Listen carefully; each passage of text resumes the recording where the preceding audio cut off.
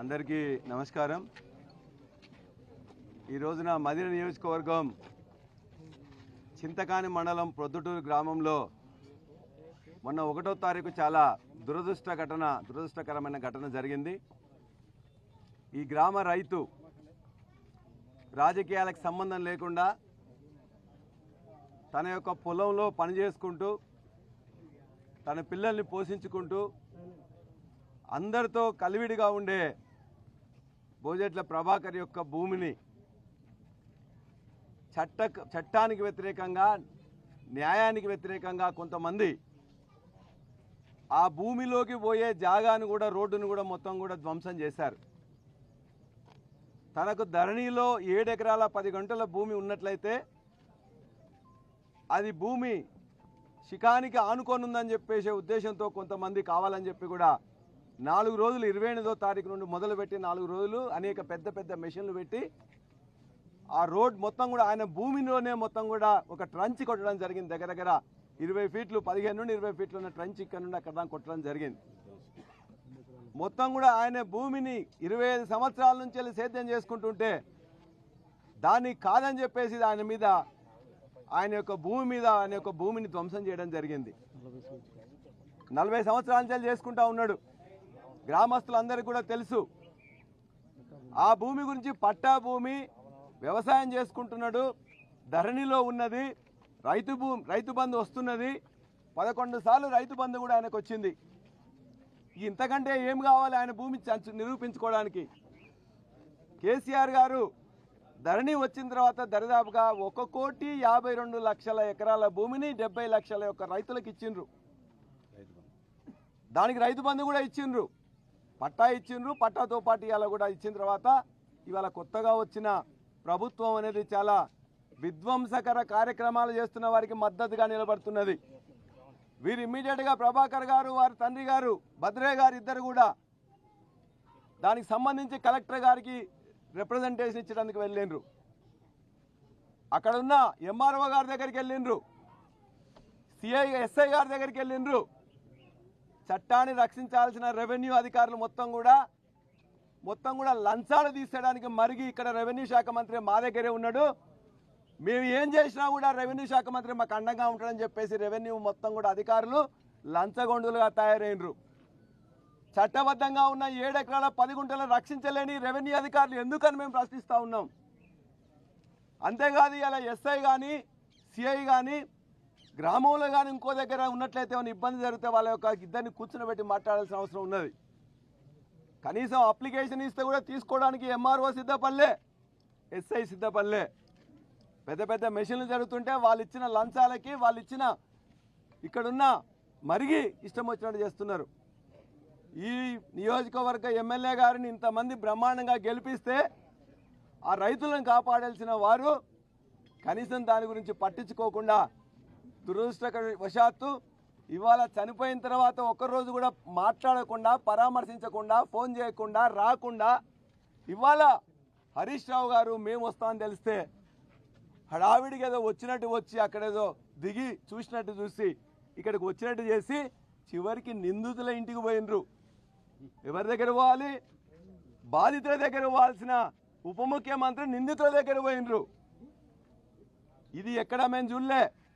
ప్రభుత్వాలు మారుతుంటాయి, కొత్తవి వస్తుంటాయి పోతుంటాయి, కానీ ఇలా మొట్టమొదటిసారి విచ్చలవిడిగా లంచాలకు మరిగిన మంత్రులతో సహా అధికారులు కూడా అదే విధంగా చేస్తున్నారు। మేము ఖచ్చితంగా ఇవాళ ఇక్కడ డిమాండ్ చేస్తున్నాం, ఏదైతే బోజెట్ల ప్రభాకర్ గారు తన యొక్క బలవర్ మరణం పొందిండో ఆయన భూమిని 7 ఎకరాల 10 గుంటలు అదే విధంగా ఉండాలి। దానికి గ్రామస్తులతో అందరితో కలిసి రెవెన్యూ అధికారులను కానీ అదేవిధంగా పోలీసులను కానీ అందరినీ కూడా ఖచ్చితంగా మాట్లాడతాం। ఆయన భూమి ఆయనకు చెందేటట్లు చూస్తాం। ఇందులో ఏమాత్రమే చేసినా కూడా అగ్గి ఉట్టిస్తాం, ఖచ్చితంగా ఆయన కుటుంబానికి అండగా ఉంటామని చెప్పి తెలుస్తున్నాం।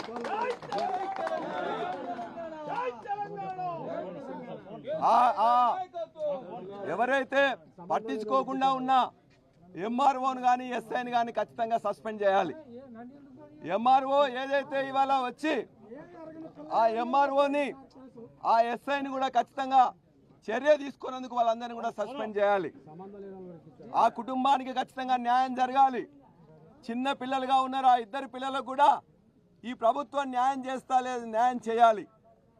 25 లక్షల ఎక్స్గ్రేషియా ఆ ప్రభాకర్ గారి కుటుంబానికి అందజేయాలని చెప్పేసి ప్రభుత్వాన్ని బీఆర్ఎస్ పార్టీ డిమాండ్ చేస్తున్నది. ఆయన భూమి ఆయన ఖచ్చితంగా, ఆయన కాదు ఎవడు ఆపినా ఆగదు, అది ఖచ్చితంగా అవుతుంది. ఖచ్చితంగా దానికి ఎవరైనా అడ్డుపడితే మళ్ళా మిగతా అధికారులు కూడా వాళ్ళకి సరైన సమాధానం చెప్పి వాళ్ళకి ఇబ్బంది కలగకుండా కూడా చూడాలి. మూడో అంశం, అదేవిధంగా పిల్లలకు కూడా చదువులో కానీ మిగతా వాళ్ళు కూడా ఖచ్చితంగా సహాయం చేసే విధంగా ఈ ప్రభుత్వం పాటుపడాలి.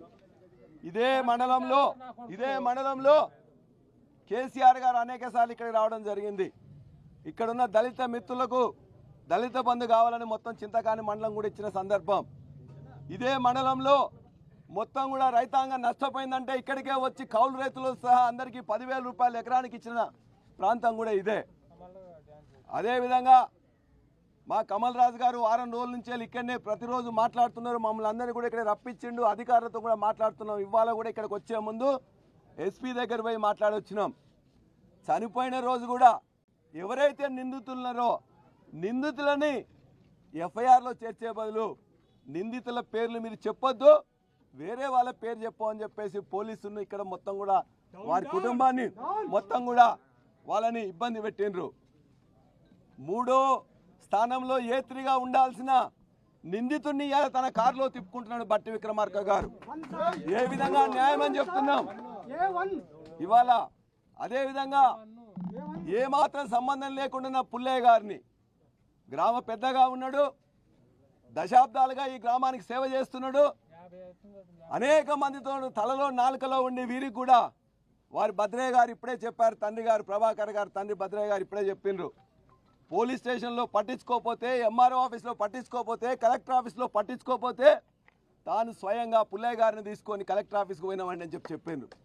అటువంటి పుల్లయ్య గారి మీద ఇవాళ వారు కేసు పెట్టి మీరు తన్నుకొని చావండి, అంతేగాని అన్యాయంగా బీఆర్ఎస్ పార్టీ నాయకుల మీద కార్యకర్తల మీద కేసు పెడితే మాత్రం జాగ్రత్త బిడ్డ అని చెప్పి మీ అందరికీ కూడా హెచ్చరిస్తున్నాం. పోలీసులు కూడా అత్యుత్సాహం ప్రదర్శిస్తున్నారు. మీరు చేసే దుర్మార్గాలు మొత్తం కూడా నోట్ చేసుకుంటాం.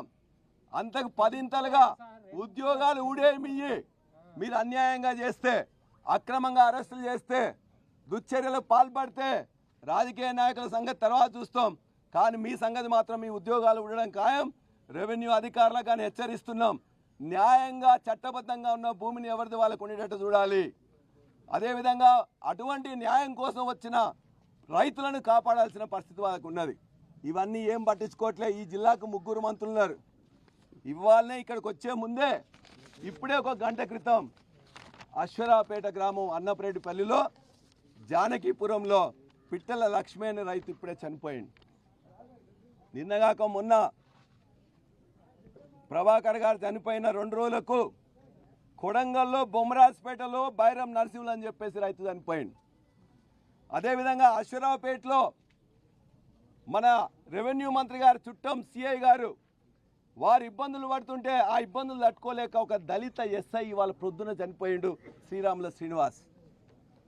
ఇవాళ పచ్చిపాల భద్రయ్య అని ఇలా చావు బతుకుల మధ్యలో మన ఉసురుకాయలపల్లి కారేపల్లి మండలం. ఈ 220 రోజుల్లో రోజుకో రైతు ఇలా తన ఉసురు తీసుకుంటూ ఉన్నాడు. ఆ ఉసురు ఈ ప్రభుత్వానికి తగులుతుంది, ఇక్కడున్న మంత్రులకు కూడా తగులుతుంది. అందరూ 2 చేతులతో సంపాదిస్తారట. ఇక్కడున్న మన బట్టి విక్రమార్క గారు 4 చేతులతో సంపాదిస్తూ ఉన్నాడు. నీ సంపాదన సంపాదించుకో, నీకు ఓట్లేసిన రైతులను, నీకు ఓట్లేసిన ప్రజలను, నీకు ఓట్లేసిన నిరుద్యోగులను మర్చిపోద్దు అని చెప్పేసి వారు చెప్తున్నాం. న్యాయంగా మెదలండి. మేము ఏనాడు కూడా అన్యాయంగా ఉండలే. ఈ నియోజకవర్గంలో కూడా మీరు చెప్పిన విధంగా నిధులు ఇచ్చినాం. కేసీఆర్ గారు వచ్చినప్పుడు వాళ్ళ గౌరవించినాం. కాంగ్రెస్ వాళ్ళ మీద ఎప్పుడు కూడా కేసులు పెట్టలే. రైతులు ఏమైనా ప్రాబ్లం ఉందంటే కేసీఆర్ గారు స్వయంగా వచ్చిన సందర్భం ఈ ప్రాంతంలో ఉన్నది. మరి మీరేం చేస్తున్నారు ఒక్కసారి ఆలోచించుకోండి. దయచేసి ప్రొద్దుటూరు గ్రామంలో ఉండే మిగతా మా నాయకులు కార్యకర్తలకు ఏమైనా ఇబ్బంది జరిగితే మాత్రం మీరే బాధ్యత వేయాల్సి వస్తుందని చెప్పేసి కూడా చెప్తున్నాం. రెవెన్యూ శాఖ మంత్రి ఉంటాడు ఇక్కడే. రెవెన్యూ శాఖ మంత్రి ఇక్కడ చనిపోతే కూతబెట్టి దూరంలో ఉంటుంది ఇల్లు, కానీ ఇక్కడికి రాడు. పక్కన పచ్చిపాల భద్రయ్య చనిపోతుందంటే, ఆ భూమి గుంజుకుంటుందంటే అక్కడికి ఓడు. తన వ్యవసాయ క్షేత్రంలో ఆహ్లాదకరంగా ఉంటుందట, చాలా సంతోషంగా ఉంటుందట. రైతు చనిపోయింది మర్చిపోతాడు, ఇంకో రైతు చనిపోవడానికి సిద్ధంగా ఉంటే మర్చిపోతాడు. తను లుంగి కట్టుకొని వ్యవసాయ క్షేత్రంలో సేద తీరుతాడు. ఇదా రెవెన్యూ శాఖ మంత్రి చేసేది? అబద్ధాలతో, ఇవాళ అసత్యాలతో. ఆనాడు గోబెల్స్ చేసిన ప్రచారం వల్ల హిట్లర్ రాజ్యంలోకి వచ్చిండు. హిట్లర్కి గోబెల్స్కి ఏం గతి పట్టిందో ఈ ప్రభుత్వానికి కూడా అదే గతి పడుతుంది. రెవెన్యూ శాఖ మంత్రి కూడా రెవెన్యూ సమస్యల మీద చచ్చిపోయే వాళ్ళని పట్టించుకోకుండా ఉంటున్నాడు. వాళ్ళని ఖచ్చితంగా ఆ రెవెన్యూ సమస్యలు ఎవరైనా వచ్చినట్లయితే ఉన్న రికార్డులను తారుమారు చేయొద్దని చెప్పి వాళ్ళని కాపాడాలని కోరుతున్నాం. మరొక వ్యవసాయ శాఖ మంత్రి ఉన్నాడు, ఆయన కూడా ఖమ్మం జిల్లాలోనే ఉంటాడు. ప్రతిరోజు వ్యవసాయ క్షేత్రానికి పోతాడు. నీదేమో వ్యవసాయం, మిగతా రైతులు చేసేది వ్యవసాయం కాదా? ఈ యొక్క జిల్లాలో 4 రోజుల్లో 4 చచ్చిపోతే, ప్రభాకర్ చచ్చిపోతే మాట్లాడరా? శ్రీనివాస్ చచ్చిపోతే మాట్లాడరా? పచ్చిబాల భద్రే మోట్లో చనిపోవడానికి పోతే కనీసం చూడడానికి పోరా? అదేవిధంగా ఇవాళ చనిపోయిన పిట్టల లక్ష్మి చనిపోతే అంటే రైతుల ప్రాణాలు మీకు రైతుల ప్రాణాలాగా అనిపించట్లేదా? ప్రభుత్వం రాగానే అహంకారంతో, అహంభావంతో, పైసల సంపాదనతో ఇదే మొత్తం మీద ఎమ్మెల్యేలను కొనడానికి పోతున్నారు, ఎమ్మెల్సీలను కొనడానికి పోతున్నారు, కేసులు పెట్టడానికి బెదిరించడానికి పోతున్నారు. మీకు సిగ్గు శరం ఉంటే, మీకు నీతి నిజాయితీ ఉంటే, ప్రజల మీద ప్రేమ ఉంటే మేమిచ్చినట్టు 11 నెలల్లో 11 సార్లు ఎట్లయితే ఇచ్చిన అట్లా రైతు బంధు ఇవ్వండి. మేమిచ్చిన 1,52,00,000 ఎకరాల భూమిని కొంత కూడా కదిలించకుండా ఉండండి. ఈ విధంగా మాయ మాటలు చెప్తూ అహంకారంతో చేస్తే ఒకటేసారి వాళ్ళు వచ్చి మళ్ళొకసారి రారు. మళ్ళొకసారి వస్తే ఏమవుతుందో ఇప్పుడు చేస్తున్న మీ దుశ్చర్యలకు 10 ఇంతలు మీకు ఖచ్చితంగా రెట్టింపు సమాధానం చెప్తాం. దయచేసి మా రైతు ఇవాళ ప్రభాకర్ గారికి కేసీఆర్ గారి తరఫున వారు చెప్పిన విధంగా వారి కుటుంబాన్ని కలిసినాం, వారికి ఏ సహాయం చేయాలనో చేస్తున్నాం, వారి యొక్క కుటుంబాన్ని ఆదుకుంటాం, ఇక్కడున్న ఇతర నాయకులను కూడా అండగా ఉంటామని చెప్పేసి మీ అందరికీ బీఆర్ఎస్ పార్టీ తరఫున తెలియజేస్తున్నా. జై తెలంగాణ, జై జై కేసీఆర్.